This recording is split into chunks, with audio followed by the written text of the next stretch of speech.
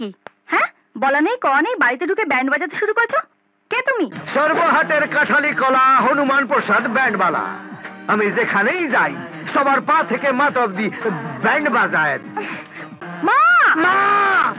এই, তুমি আমাকে ভেঙালে কেন? আমার তো মা নাই, তাই আমার সামনে কেউ মারে ডাকলে আমার মায়ের কথা বড্ড মনে পড়ে যায়, তাই আমিও একবার ডেকে নি মা।